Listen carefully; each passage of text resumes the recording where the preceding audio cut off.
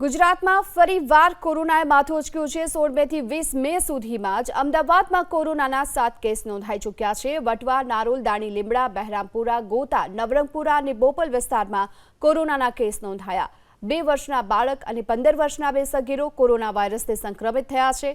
હાલમાં તો તમામ દર્દીઓ હોમ આઇસોલેશનમાં સારવાર હેઠળ છે। જો કે અમદાવાદ મેડિકલ એસોસિએશનના વાઇસ પ્રેસિડેન્ટ મુકેશ મહેશ્વરીનું કહેવું છે કે ચિંતાનો કોઈ વિષય નથી, કારણ કે આ જૂનો જ વાયરસ છે। हाल तुरंत कोरोना कोई मेजर पेनिक करे એવું નથી લાગતું, પરંતુ આપણે સતત ચાપતી નજર રાખવી પડશે। જીનોમિક સિક્વન્સિંગ કરવા પડશે, ટેસ્ટિંગ વધારવું પડશે અને વિદેશથી આવતા મુસાફરોનું પણ સઘન વિજિલન્ટ ચેકિંગ કરવું પડશે।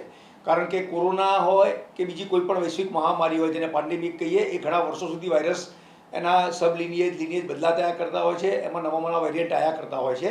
અને ઇન્ફ્લુએન્ઝામાં જે રીતે આપણે દર વર્ષે વેક્સિન લેવી પડે છે, ફ્લૂ શોટ લેવો પડે છે, એવું ભવિષ્યમાં કોરોનામાં લેવું પડે તો નવાઈ નહીં, કારણ કે કોરોનાના વેરિયન્ટ બદલાશે તો વેક્સિન પણ બદલવાની જરૂર પડી શકે।